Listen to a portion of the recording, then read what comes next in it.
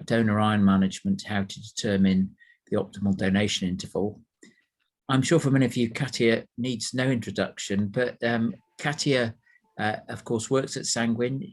She trained in epidemiology at Amsterdam and then worked in cardiovascular epidemiology as a postdoc before joining the Department of Donor Studies at Sanguine, first of all as a senior researcher, but now as head of donor studies. And I'm sure many of you have heard of her work. She has many other roles, both at the BEST, the Biomedical Excellence for Safe Transfusion, as an investigator and collaborator, as co-chair of the European Blood Association Donor Studies Working Group, and as editor for Voxsang Donor and Donation section. So Katja is steeped in donation research, and our research interests in the BTRU overlap greatly. We've had many discussions with Katja over the years, and we're very much looking forward to your talk, Katja. Welcome, and please carry on. Thank you very much, Dave. Thank you for the introduction, and also I would like to thank the organizers for inviting me to provide this talk today. And thank you all for joining. I'm just going to share my slides so that I can start.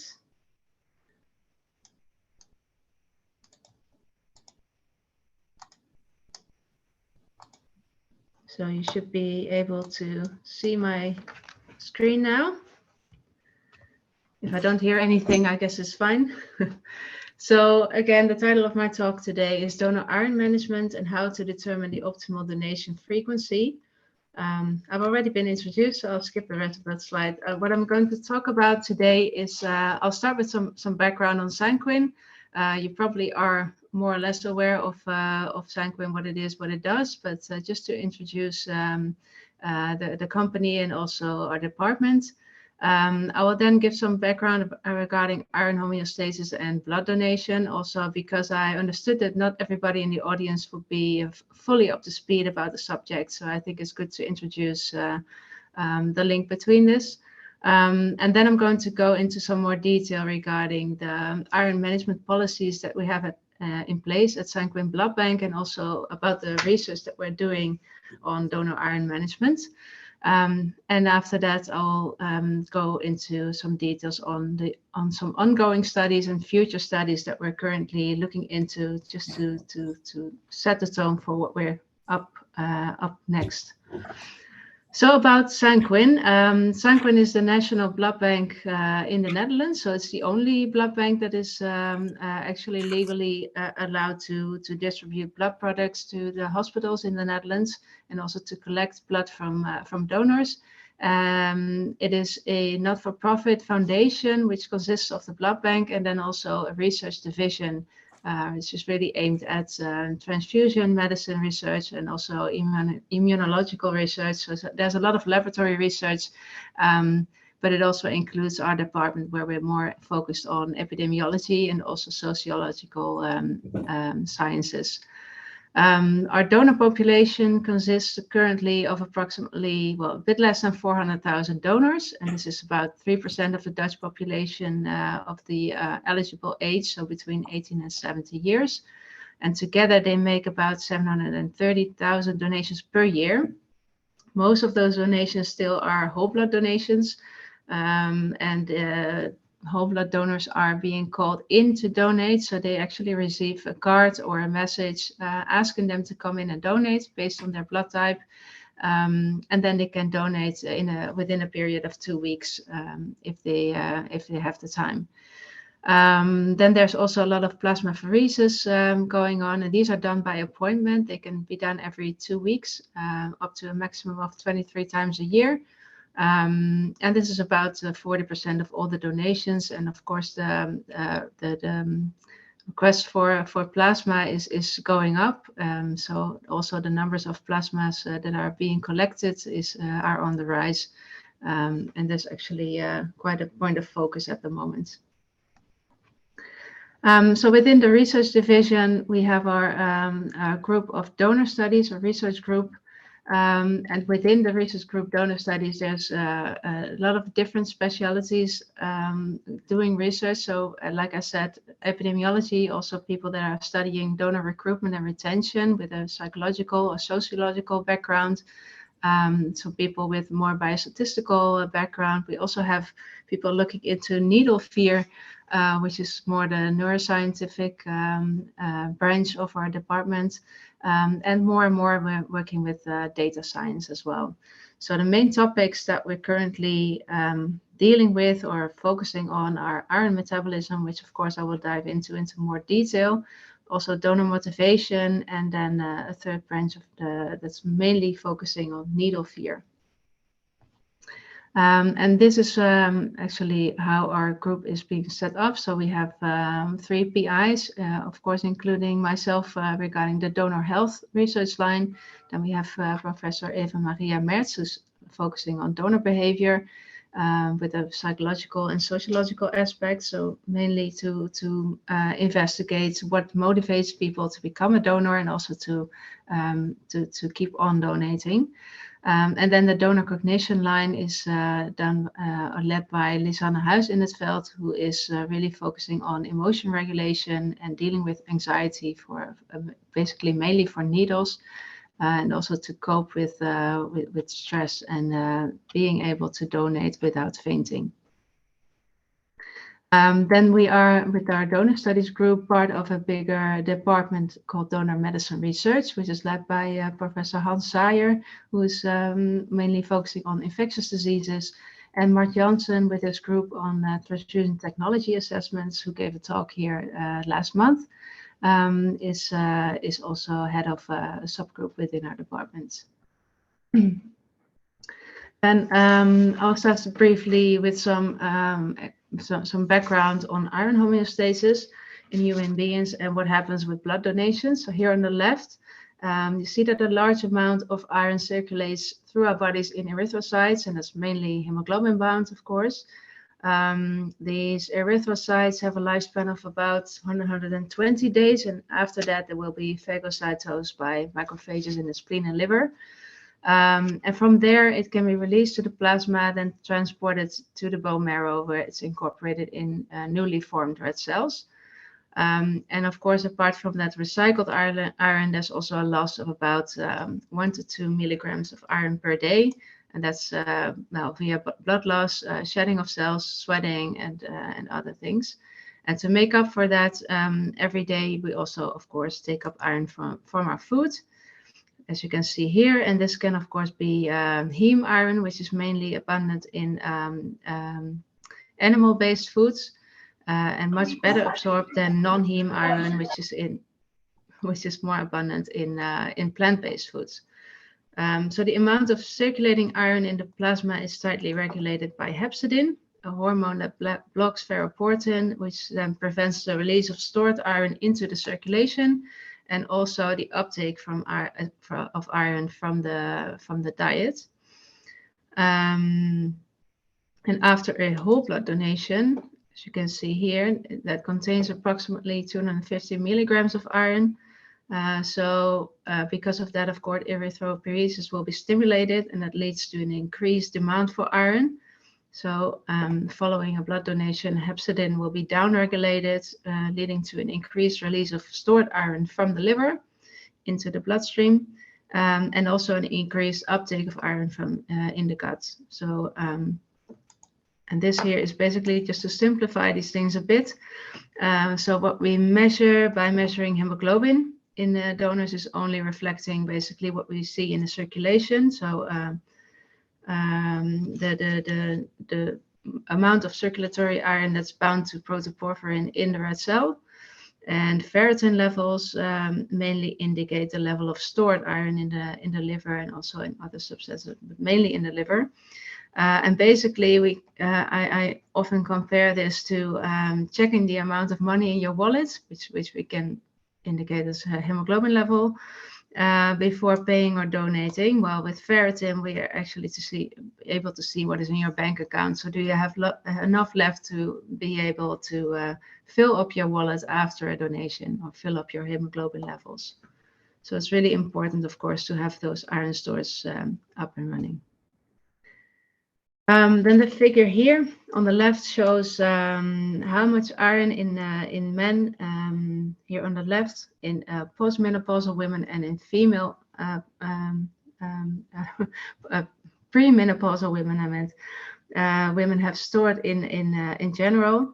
And right next to that, you see how much iron is lost with 1 unit of whole blood. So as you can see, the amount of iron that you lose with 1 donation relative to the total amount of iron that you have stored is quite a lot, actually. So therefore, it's not surprising that in many whole blood donors, the iron stores are pretty low, and we also see a lot of iron deficiency in donors. So here on the right side, you see results from a study that was done quite some time ago, actually already, within Sanquin, where 50 male donors were followed after 1 single donation. So here you see on the x-axis the timeline. Here the point of time where the donation was done, and then after that these donors returned to the blood center, not to donate but only to give some extra samples to measure their hemoglobin levels, ferritin measurements, and also other iron parameters. I'm just showing the hemoglobin and ferritin levels here because it really shows that after that single donation, you can see that after 56 days, which is of course the minimum donation interval, the majority of the donors and mainly the new donors were able to get back to the pre-donation hemoglobin level. So the thicker lines are the mean levels. And here on the right side, you see that for ferritin, after the same amount of time, so the 56-day time interval, the ferritin levels were actually still at a really low point, and they really needed a lot more time. So even after 6 months, the levels were still not back to their original levels, particularly not for the new donors, but just back on track for the more frequent whole blood donors. And this slide here actually shows the results. This is a picture of ferritin levels that were measured in new and repeat donors in our donor population after starting our ferritin measurement policy.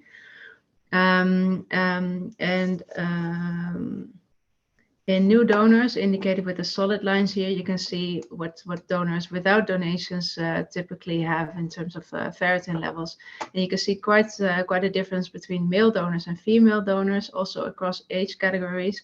So male donors tend to have pretty high ferritin levels, especially when they're older. And for females, you can see that the ferritin levels on average are already pretty low, like of course we know and is probably also due to menstrual blood loss. Then after donating, so when looking at the repeat donors with the dashed lines, you can see clearly that the patterns actually shifted to the left. So both male donors and female donors show a much higher number of low ferritin levels and also of iron deficiency, basically. So the differences between these groups have more or less vanished. So this basically just shows the ever accumulating literature on donation-induced iron depletion. And it also shows clearly that, well, of course, first of all, that it is an issue in blood donation, but also that there's many attempts internationally to be able to deal with this issue and to find ways of properly taking into account that blood donation leads to iron depletion and, well, to supplement iron, to extend donation intervals, or to see if short donation intervals are still safe enough. Yeah, there's a lot of that going on, and it's really a struggle to find a way that neither donor health nor the blood supply are being jeopardized. Because of course, if you want to really take into account the donation-induced iron loss, you want to work with very long donation intervals, which then hampers donor availability naturally. So within the BESS collaborative, and I did this work, I led this work together with Professor Emanuele Di Angelantonio. We set up this study where we compared the different policies that blood banks across the world have in place We actually included results from 38 blood services in relation to their hemoglobin deferral rates. And these analyses showed that apart from, well, remarkably high hemoglobin deferral rates in Asian blood centers, we saw significantly lower hemoglobin deferral rates where minimum donation intervals were longer, and also particularly in female donors where iron supplements were prescribed or provided. We did not see that result significantly when they were only advised. So it really helped to actually actively prescribe or provide them. At least that's what it seemed like. Of course, these show these analyses are, it's hard to really compare and to draw causal conclusions from these analyses, as it's just comparing several blood centers that of course have many other things that also differ between them apart from their iron management policies. But it does show a pattern, and of course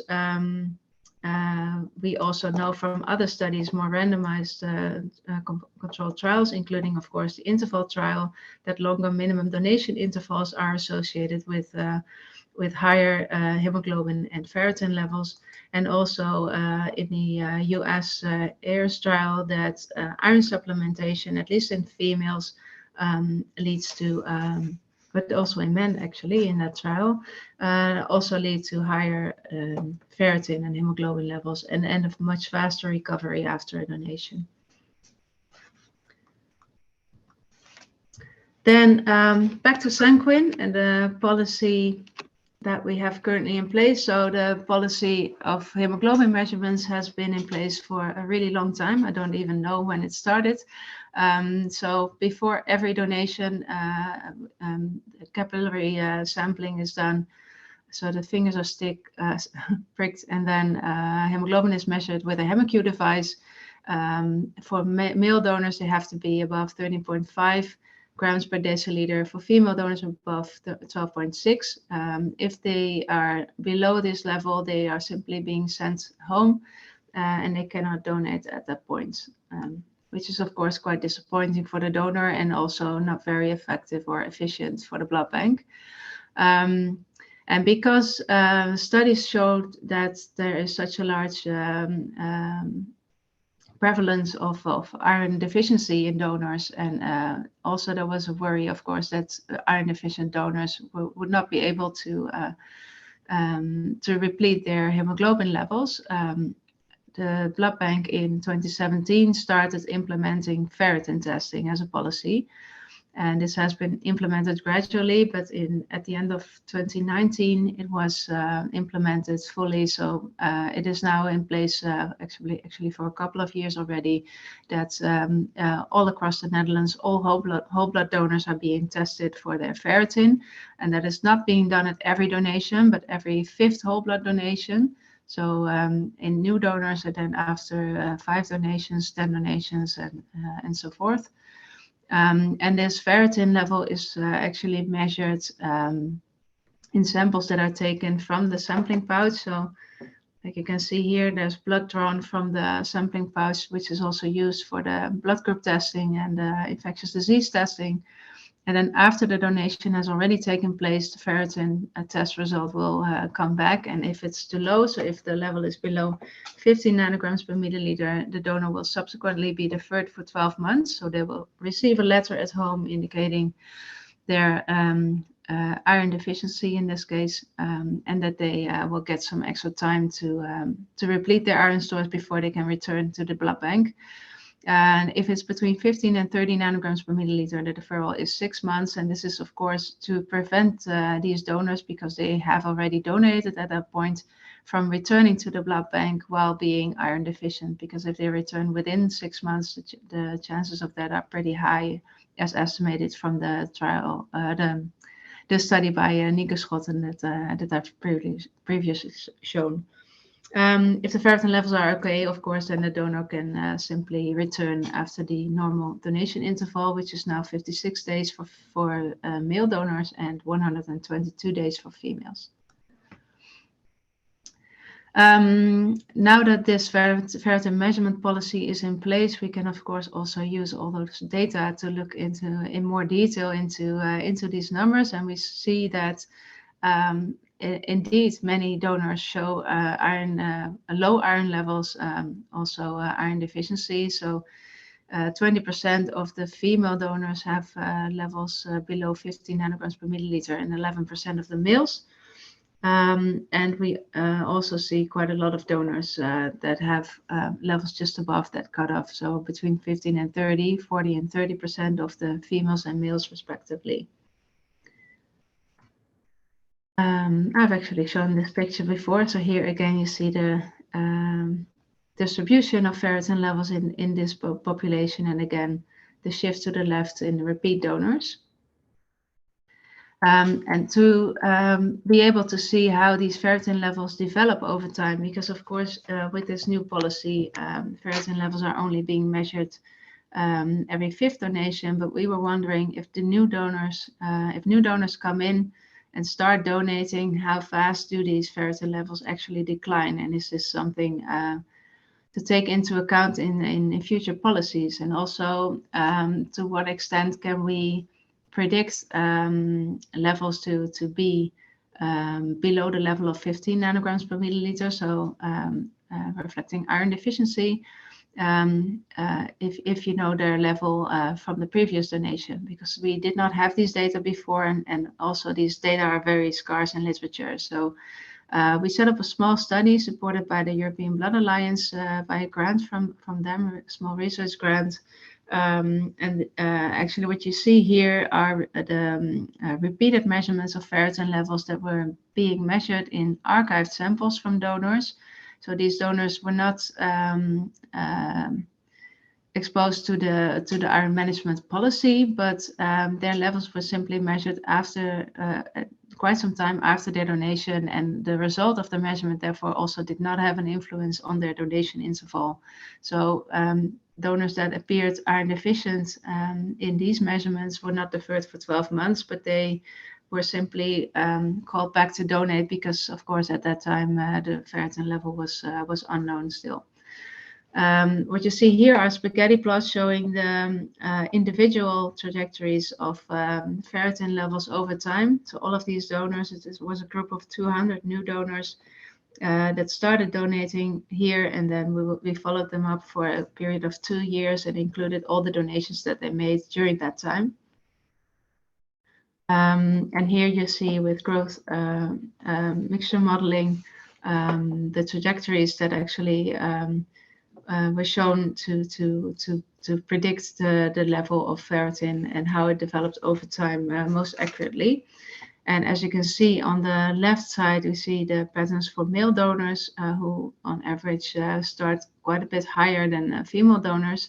And the ones that, well, it's not very surprising, of course, but the ones that showed us the steepest decline in ferritin levels were also the ones that started with the higher levels, which is, of course, due to the hepcidin, which is being downregulated much more in donors who already have low ferritin levels, which then helps them to take up more iron from their foods.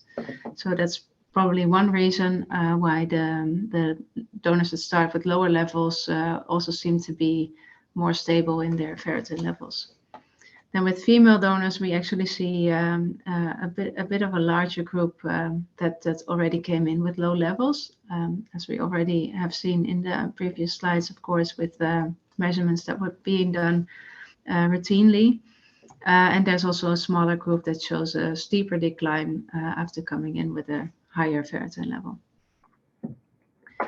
Then this table here shows how many of the donors that started with some baseline level of ferritin were iron deficient at the subsequent donation.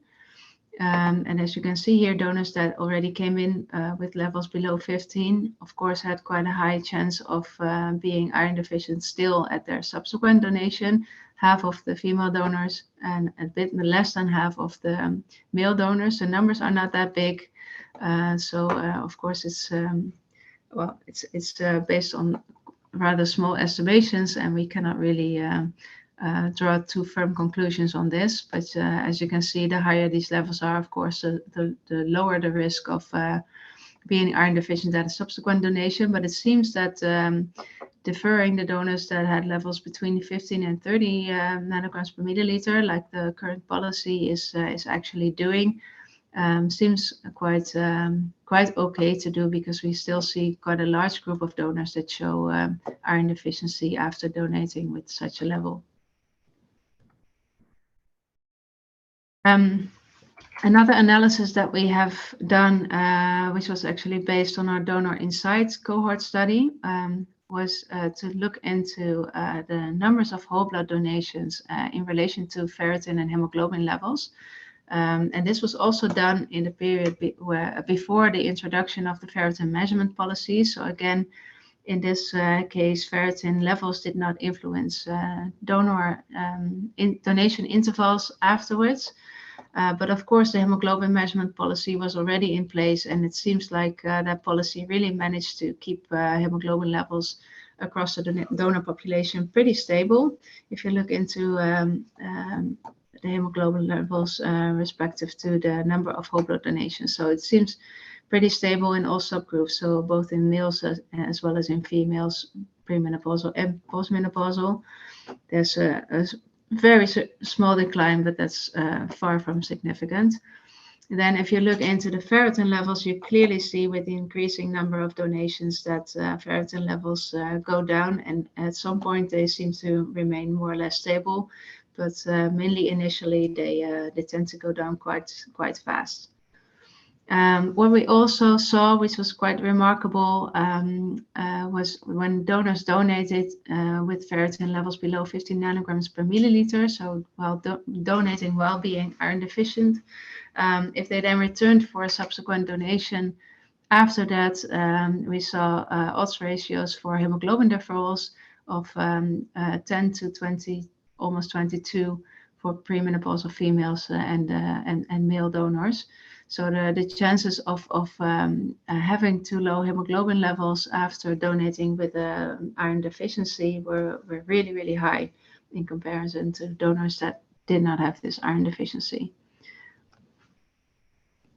These numbers here are basically the numbers that are being monitored by the blood bank on a yearly basis and also on a monthly basis. It shows during the implementation of the ferritin measurement policy, the results of all the hemoglobin and ferritin deferrals. And of course, you can see that the ferritin deferral rates are going up because of the gradual implementation of the policy. But it also goes up quite a bit to, in 2020, approximately 11% of all the whole blood donations that led to a subsequent deferral. At the same time, we clearly see that as a result of the policy, or probably as a result of the policy, the hemoglobin deferral rates are going down also quite remarkably. And you can also see that in the monthly patterns here, because of course the hemoglobin deferral rates in summer are usually a bit higher, as you can see here. And then in 2020, you see basically in all months during the year that the hemoglobin deferral percentages were lower than in the previous years. A big difference, of course, is that hemoglobin deferrals take place on site and the ferritin deferrals afterwards. So even though this percentage is much higher, and it definitely does have an impact, it does not have an impact at the donation site of of donors being sent home. Then for females and males separately, you can see here the actual numbers. So it also shows how this number of, well, in the end, 11% of donor deferrals was actually built up. So actually, in some, about 50% of all the donors that were tested because of this new ferritin measurement policy were afterwards deferred because of low to really low ferritin levels. And this, in comparison to the total amount of whole blood donations that were done in the centers where these measurements were being done, this came down to approximately 10 to 11%, because of course only 1 in 5 donations are being tested.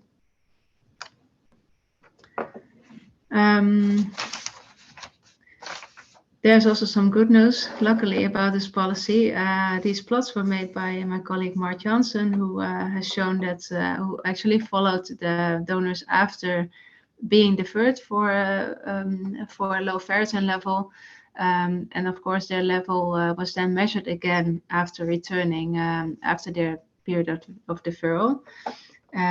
These were, of course, donors that were deferred for 6 months, and here you see the donors that were deferred for 12 months. So those were the ones that started with levels below 15 nanograms per milliliter, and those with levels between 15 and 30 for males and for females. And as you can see, after the deferral, the change in ferritin levels was on average positive, and the longer you wait, the higher, of course, these ferritin levels are. So that does show some indication, of course, that waiting to donate does help to replenish those iron stores. What we also saw was that 12% of the females and 1.5% of the male donors who had iron deficiency still were iron deficient, who had levels between 15 and 30 were iron deficient after 6 months deferral. And for the ones that were iron deficient before that previous donation, we saw that after the 12 months deferral, still 26% of the females were iron deficient, which is actually quite a lot, and 4.6% of the male donors. Apart from these more observational analyses, we have also introduced this policy in collaboration with the blood bank by means of a stepwise trial. So we actually saw, we saw more than one benefit from introducing this policy gradually. So we proposed to the blood bank to introduce it by randomizing all the blood location clusters into several steps that you can see here on the right. So this is randomly allocated to all the centers across the Netherlands, which then was the order of implementation of the policy. So the ones that are indicated in blue here are the blood collection clusters that started in the first place with implementation of the ferritin measurement policy. And after that, a few more locations were added up until the entire country had implemented the policy. And this allows us then to actually have intervention groups and control groups that are randomly allocated at the same time, and to study the results of the policy while adjusting for these differences. So what we of course want to investigate in this final trial was what effects do ferritin guided donation intervals have on ferritin and hemoglobin levels, but also on the deferrals, of course, but also on iron deficiency related symptoms and general health, and in the end also donor return, because of course the very long extension of donation intervals can be quite demotivating for donors. So here you see the stepwise implementation. We started, or the blood bank started implementing the policy in November 2017 in the first clusters. And then there were several steps taken until November 2019, when the last group of clusters were implementing the policy. And then we had several measurement rounds. So at baseline, we did a measurement round where we measure ferritin levels in stored samples from these donors, so that we can see what before the implementation of the policy, what the status looked like. Then mid-implementation, we did the same thing again, and also distributed questionnaires to the donors regarding their iron deficiency, potential iron deficiency related symptoms, and general health. And then we did the same thing again after the full implementation. So in the end of 2019, or I think even in the beginning of 2020. And here you can see some preliminary results still. So as you can see here, these are the different steps during implementation. Step 1 was, of course, the part where the policy was implemented first. And here you see the percentage of iron deficient donors in the population within these clusters that were allocated to the different steps, and also the hemoglobin deferral rates. And this is baseline, so T0. And as you can see here, the number of donors that were iron deficient was approximately around 30% of the donors. And hemoglobin deferral rates were more or less around 5%. Then mid-implementation, so when half of the location centers have been introducing the policy, we see that already the hemoglobin deferral rates were a bit lower than in the other clusters where the policy had not been introduced yet. And the same thing is actually visible here if you look at the percentage of donors with iron deficiency. And then after full implementation, so in the end of 2019, we really see that the step 1 donors that are donating at the centers that are taking part in step 1, where the policy was introduced first, showed much lower iron deficiency percentages in comparison to the centers that had just implemented the policy at that point. So they are still close to 30%, and here you see that it's actually 13.5%. And also the same thing for hemoglobin deferral rates, which are quite a lot lower than in the other centers. The results regarding donor health are a bit less clear and also a bit less promising, because we basically see hardly any differences between the groups except for restless leg syndrome. This actually showed in the percentage of donors that showed some indication of restless legs, and as you can see here, the donors that donated at the centers that were exposed to this new policy first had somewhat lower reportings of restless leg syndrome symptoms than the donors that were donating at the centers that implemented last. But apart from that, everything was well, very, very similar across the different groups. So these were just some preliminary analysis. We're currently analyzing the results in more detail, but it definitely seems to show the same results as I'm presenting here. And what we also see pretty clearly is that it takes some time for the intervention to actually have an effect, which of course is due to the fact that first donors have to come in for a 5th donation before the ferritin level is actually being measured. And then of course the deferral takes some time before they actually return to donate. So we see that approximately after 18 months, we see increases in general in the populations of ferritin and hemoglobin levels. So to conclude from this finding study, we see that ferritin-guided donation intervals definitely seem to prevent further iron depletion and also low hemoglobin. The effects on donor health, unfortunately, are somewhat limited though, except perhaps for restless leg syndrome, which of course is very linked to low iron levels in donors. So that might actually be the case. Then we are still analyzing the effects on donor return rates, so I don't have any results on that yet. And of course, even though these results are pretty promising, we still are looking at very long deferral durations. So that's one of the reasons that, of course, we are still looking further into other opportunities to being able to handle donor iron levels. And one of those is being studied in the Forte study, which is a study on ferritin-guided iron supplementation in whole blood donors. Jan Karagat is setting up this study and recruiting donors into the study at the moment. Some are already, actually a couple of hundred are already in the trial.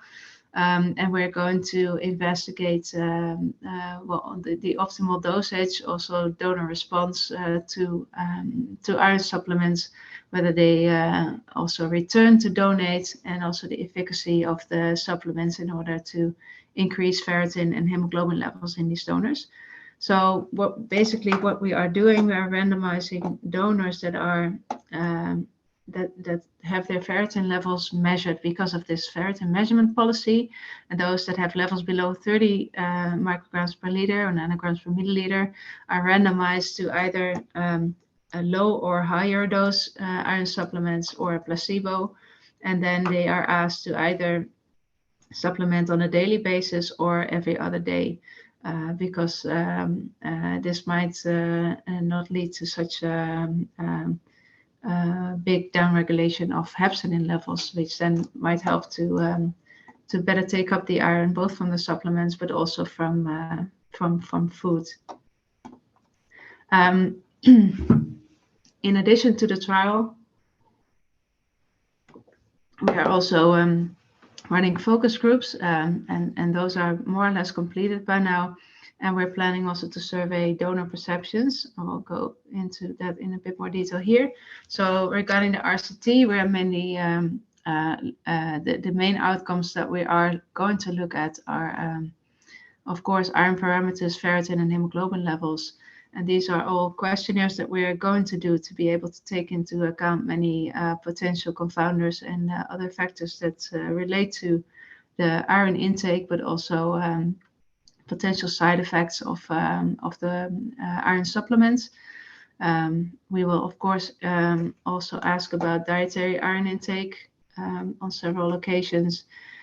And we're going to ask about iron deficiency related symptoms again to see if iron supplements have any effect on those.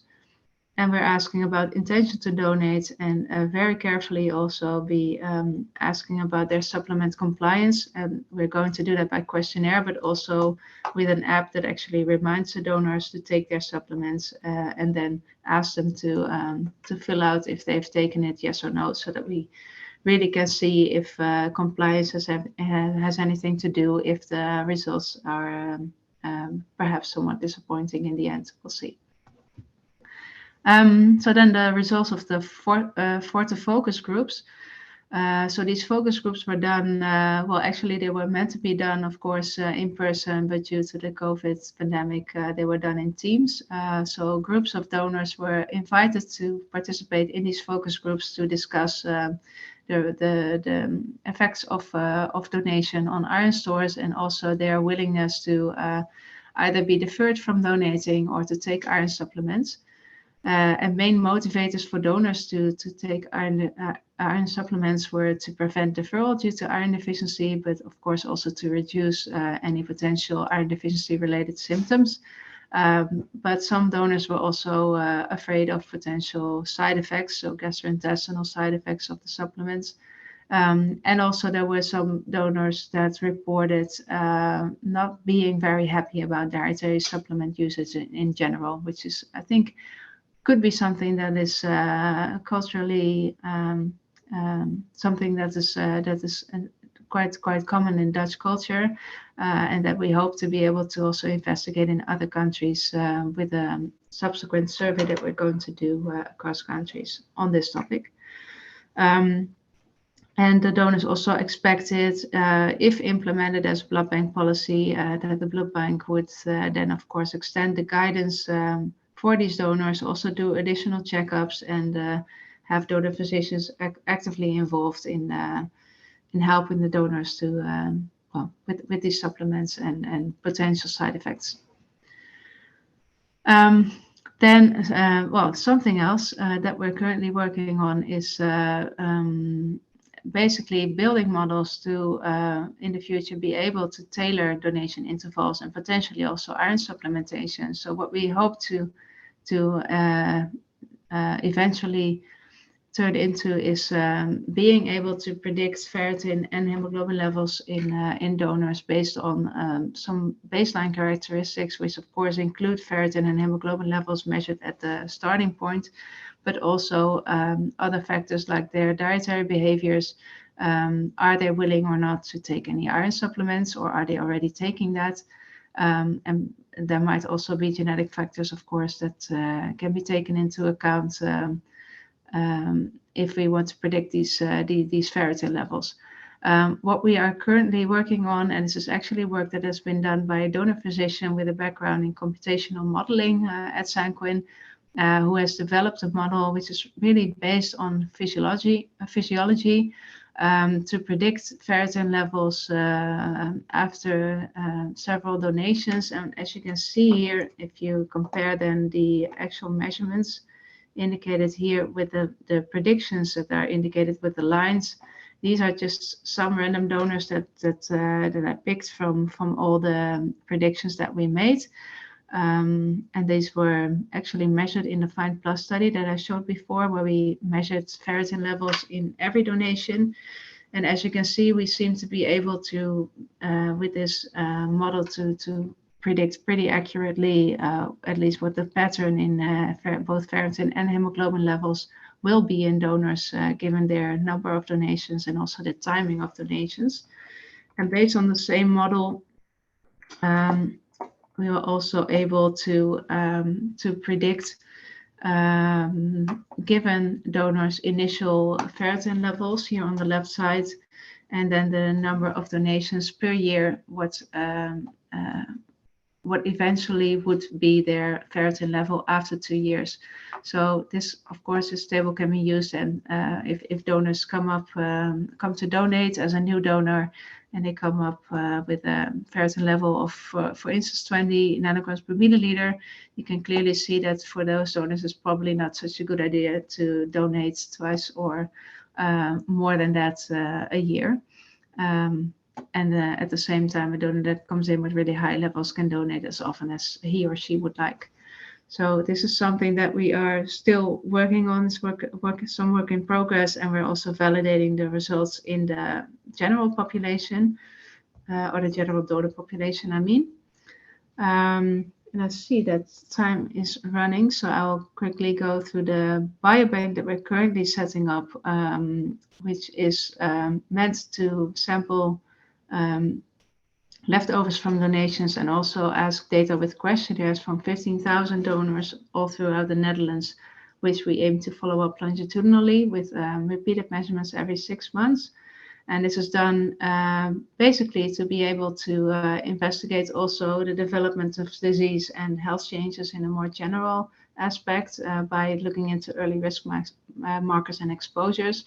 But we, of course, also use the same biobank for, I'll skip this one, to look into risk stratification and prediction of donor iron levels, so for ferritin and hemoglobin levels.